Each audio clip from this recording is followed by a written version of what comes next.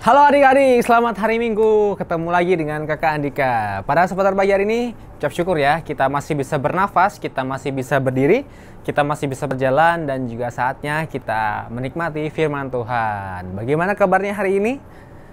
Kakak Andika harap bahwa semuanya dalam keadaan baik-baik aja ya, sama seperti Kakak Andika juga dalam keadaan yang baik-baik aja. Pada kesempatan pagi hari ini kita akan memuji nama Tuhan, namun sebelumnya kita berdoa terlebih dahulu ya. Yuk kita lipat tangan, kita tutup mata, kita tundukkan kepala dan juga kita berdoa, kita berbicara kepada Tuhan, kita memohon pimpinan Tuhan. Mari kita bersatu dalam doa. Tuhan Yesus, terima kasih untuk pagi hari ini. Kami mengucap syukur untuk setiap pemeliharaan Tuhan. Kami mengucap syukur untuk setiap kesehatan yang Tuhan berikan dalam kehidupan kami. Kami juga mengucap syukur untuk setiap hari-hari yang Tuhan berkati dalam kehidupan kami. Dan kini saatnya Tuhan, kami akan datang kepadamu, kami akan memuji nama Tuhan, dan juga kami akan belajar firman Tuhan. Tolong kami supaya kami bisa mendengarkan dengan baik, memperhatikan dengan baik, dan bahkan juga kami bisa menerapkan setiap firman Tuhan dalam kehidupan kami sehari-hari Tuhan.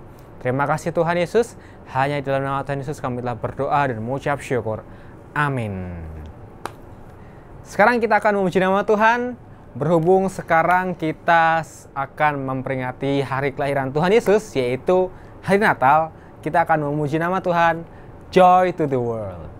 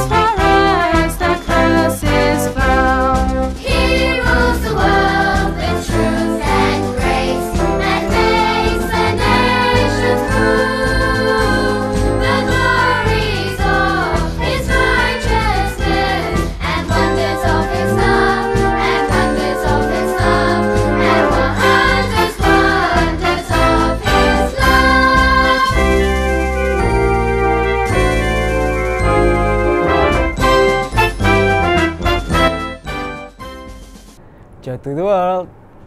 Nah adik-adik, sekarang kan pasti sudah banyak yang libur ya, sudah banyak yang selesai dari ujian, bahkan juga segala kegiatan yang di sekolah gitu ya. Mungkin setiap hari adik-adik harus duduk di depan layar monitor, handphone, atau juga laptop untuk belajar secara online.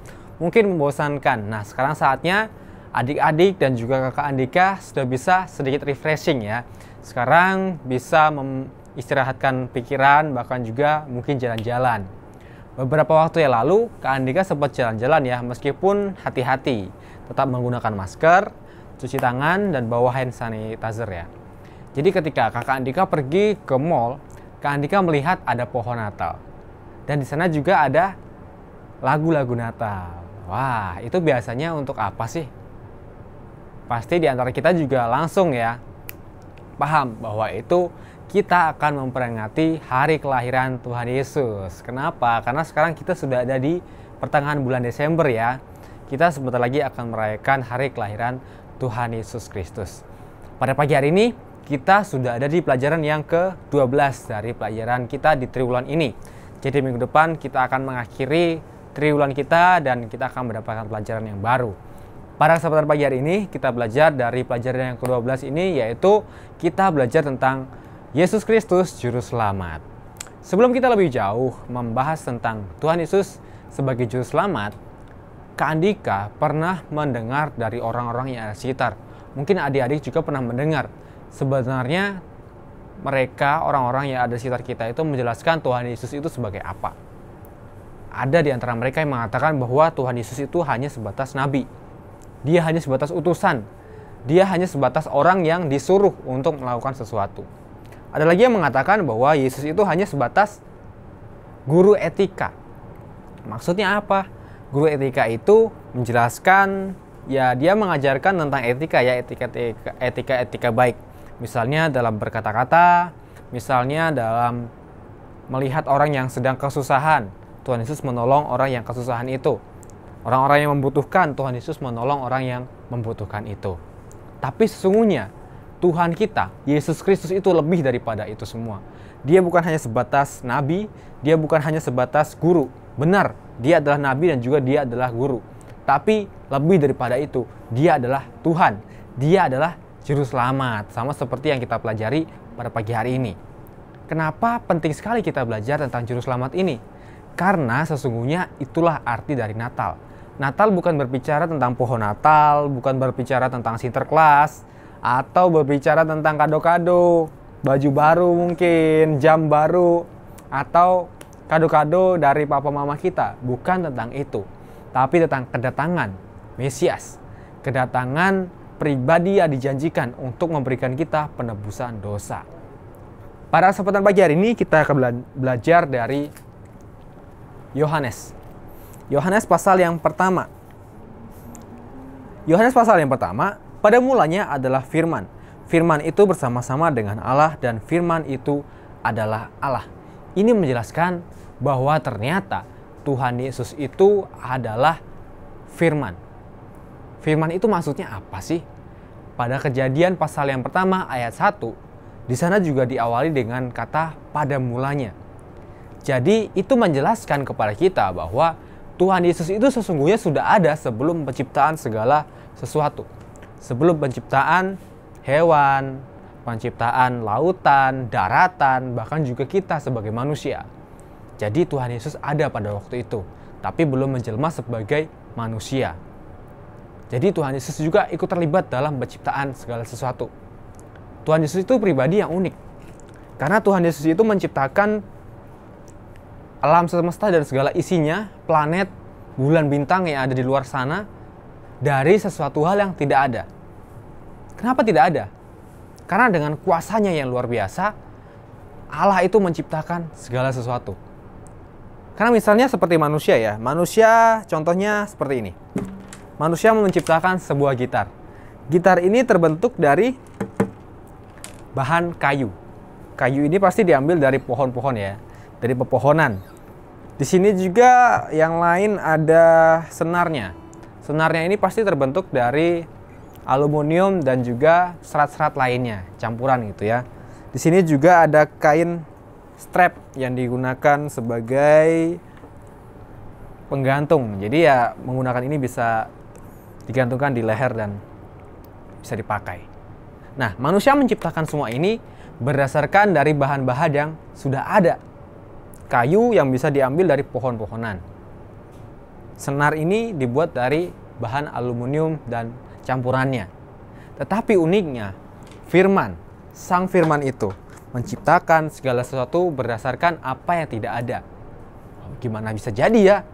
Itulah hebatnya Tuhan kita. Di Yohanes pasal yang pertama tadi sudah menjelaskan bahwa pada mulanya firman itu adalah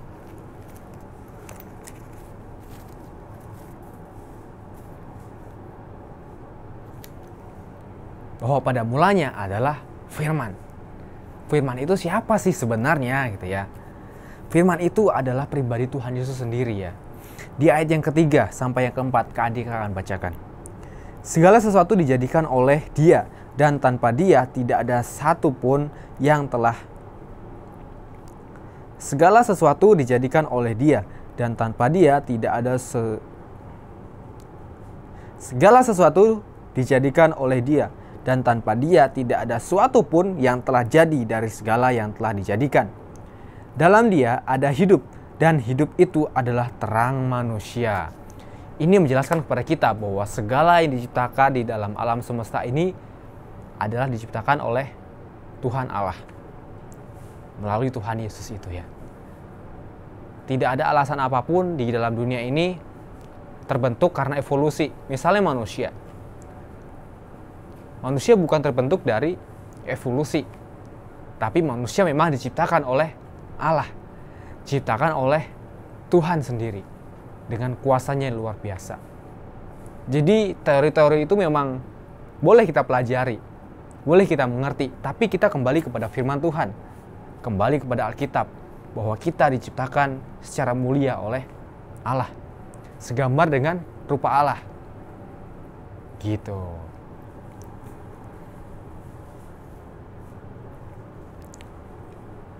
Di ayat ketiga sampai yang keempat ini menjelaskan kepada kita bahwa Tuhan Yesus menjadi penerang kehidupan kita.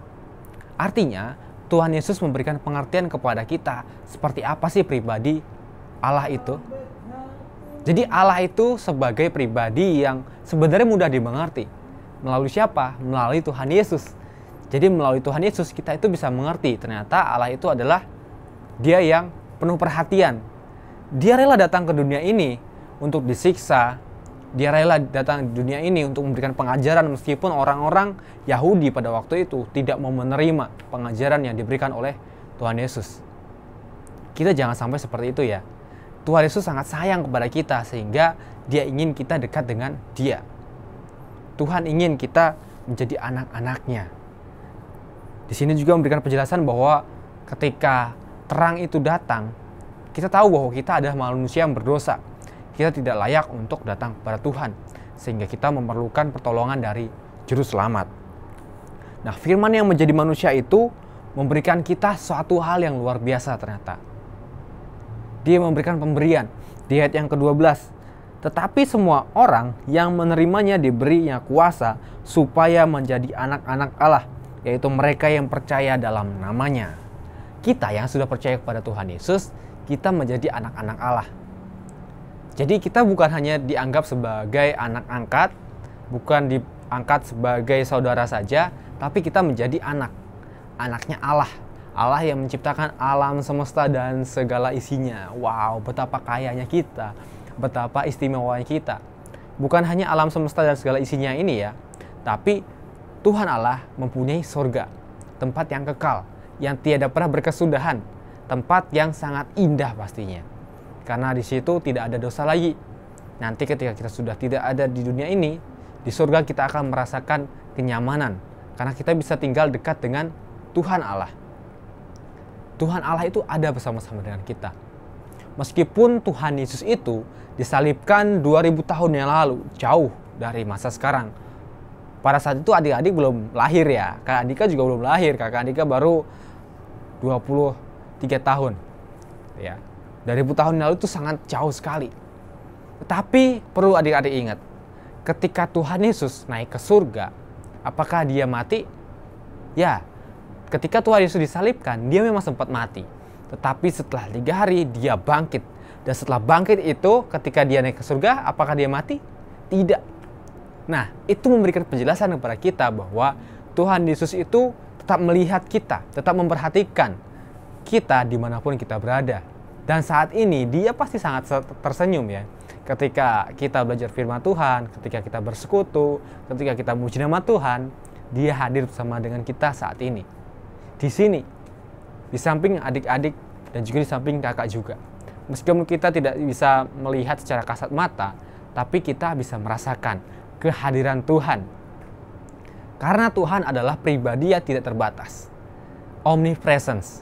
Jadi tidak terbatas dengan waktu, tidak terbatas dengan ruangan seperti ini, tidak terbatas dengan sosial media dan juga platform-platform lainnya yang kita pakai untuk beribadah. Itu adalah luar biasanya Tuhan kita. Jadi kita harus percaya bahwa Tuhan Yesus sudah memberikan kita penebusan. Tuhan Yesus itu memberikan kita keselamatan. Bahkan juga Tuhan Yesus itu ingin kita selalu dekat dengan Dia. Tuhan Yesus ingin menjadi sahabat kita. Dan kita dipakai Tuhan sebagai anak-anaknya. Tuhan sangat perhatian terhadap kita. Jadi jangan pernah merasa takut lagi ya. Jangan pernah merasa kecewa. Dan jangan pernah meragukan kasih Tuhan. Misalnya beberapa waktu ketika belum mendengar firman Tuhan ini. Misalnya malam-malam. Adik-adik pengen ke kamar mandi. Tapi sendirian. nggak ada papa atau mama yang nemenin, takut. Atau ketika ditinggal papa mamanya keluar sebentar dari rumah, papa mama keluar untuk cari makanan atau ada keperluan lain. Jangan sampai takut lagi ya, karena Tuhan Yesus ada di hati kita. Tuhan Yesus ada di sisi kita. Tuhan Yesus tidak terbatas dengan apapun. Jadi percayalah bahwa Tuhan Yesus selalu bersama-sama dengan kita. Dia sangat perhatian terhadap kita. Oke, jadi begitulah firman Tuhan yang bisa kita pelajari sama-sama ya. Tuhan Yesus selalu bersama-sama dengan kita. Sekarang kita akan menghafalkan ayat hafalan kita. Ayat hafalan kita pada pagi hari ini diambil dari Lukas pasal 2 ayat 11. Hari ini telah lahir bagimu juru selamat, yaitu Kristus Tuhan di kota Daud. Hari ini telah lahir bagimu juru selamat, yaitu Kristus Tuhan di kota Daud. Lukas 2 ayat 11. Amin. Sekarang kita akan mengakhiri kelas kita. Kita akan tutup dalam doa ya. Mari kita bersatu dalam doa. Tuhan Yesus, terima kasih untuk kesempatan pagi hari ini. Kami bisa belajar bersama-sama firman-Mu Tuhan.